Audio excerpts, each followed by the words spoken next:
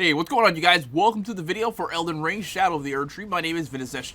In this Elden Ring Shadow of the Erdtree build video guide, I'm going to give you an updated build for the Rotten Great Axe. The Rotten Great Axe is a colossal weapon in the form of an axe that can be applied with Ashes of War. It has a natural Scarlet Rot buildup, which will affect targets with Scarlet Rot, can't say that, when hit with enough continuous attacks. With the Shadow of the Erdtree DLC, a few new items and abilities were added that increases the Rotten Great Axe's attack power, and in this build I'm going to show you what I've come up with so you can try it out for yourself and see how you like it. But really quickly, before I do that, do me a small favor. It doesn't cost you a thing, but helps me out a ton. Please sub to the channel for Elden Ring and like the video. I'd really appreciate it because it helps this channel to grow. Thank you. Alright, so the weapon I'm using for this build is the Rotten Great Axe plus 10. This weapon is dropped by an enemy near the liturgical town, seen here. The drop rate is kinda bad, so you may have to farm him for a bit to get the weapon to drop. This axe has stat scaling of E strength and C dexterity and requires your character to have 30 strength and 10 in dex. It has a passive ability to build up Scarlet Rod at a rating of 65. On this build, I'm using it with the Ash of War for Savage Lion's Claw, a Shadow of the Erdtree DLC Ash of War that allows your character to do several somersault flip attacks with a couple of inputs. I have it set to the Blood Affinity, which gives it a blood loss buildup of 163 for my character. Setting it to the Blood Affinity allows me to boost my attack power using items like the White Mask and the Lord of Blood's Exaltation Talisman. The Savage Lion's Claw does continuous heavy attacks that make it easy to build up Scarlet Rot in a target. Usually after 2 to 3 full uses of the Savage Lion's Claw, I saw bosses become affected by Scarlet Rot, which started draining their health to the point where when they were low, all I had to do was avoid them until they died. Other equipment that I'm using for this build is the Dragon Communion Seal plus 10 and the full set of Rakshasa armor. The Rakshasa armor is from the Shadow of the Erdtree DLC and boosts damage output with the drawback of increasing the damage that you take.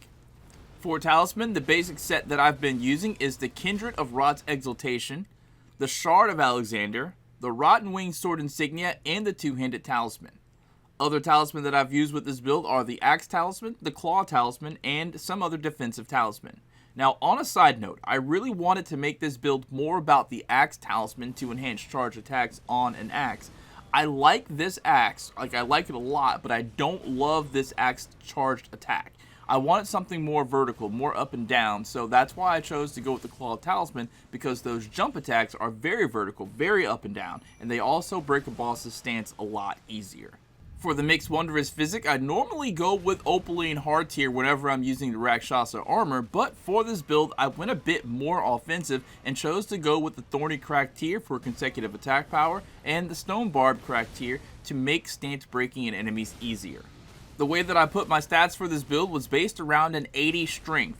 This build is also meant to be a bleed build, so Arcane must be pretty high as well, 50 to 55. The Savage Lion's Claw costs 30 FP to use, 20 for the initial attack, plus 10 for the follow-up.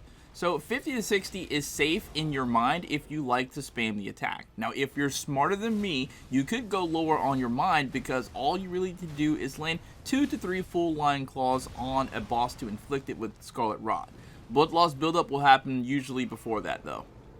Endurance was a problem for me personally with this build when I had it at 50, so I did raise it up to 60, and that helped a bunch. Now, this is only because I was spamming heavy attacks and Savage Lion's Claws. If you're a bit less free with the stamina heavy attacks, 50 should be fine. Dexterity and Intelligence can be at their lowest, but Faith you'll want to have at least 30 so you can use the standard buff spells. Lastly, Arcane should be at least 50 for the blood loss build-up portion of the build. The incantations that I use with this build are Golden Vow, Flame Grant Me Strength, Black Flame's Protection, Great Heal, Giant's Flame Take Thee, and Ancient Dragon's Lightning Strike. Now, using this build in combat isn't very difficult at all. Savage Lion's Claw usually solves any problem, big or small. For zone clearing, Great Axe normals work just fine for dealing damage. I usually just throw Giant's Flame at most everything, but if I'm trying to save FP, the normals really do just 1 to 2 shot everything. For more annoying mobs that won't die in 2 normals, one input of Savage Lion's Claw to stagger them and then finish them off with a fast heavy attack or a jump heavy attack. Jump heavies are actually my go-to when zone clearing bigger mobs. For boss fights, the goal is to land 2 to 3 full rotations of Savage Lion's Claws so that blood loss and Scarlet Rot build up at the same time. Now, usually blood loss comes before the Scarlet Rot, but Scarlet Rot should be the goal so that the boss starts taking damage over time. If Savage Lion's Claws are just not a viable option for the boss that you're fighting, repeated jump attacks will stance break any boss, like 4 to 5 jump attacks, less if you have the Claw Talisman on. And once the boss is stance broken, you're free to either crit attack them or Savage Lion's Claw them to get that Scarlet Rot buildup. Most cases, you could crit attack them after the stance break and then follow that up with a Savage Lion's Claw, but most of these bosses recover super quick after a crit attack. Another option is to let the boss become focused on your Spirit Ashes and then sneak attack them with Savage Lion's Claws. Once they become Scarlet Rot infected, they will start taking damage over time, and once that happens, they will become a lot easier to kill. Try this build out and tell me what you think.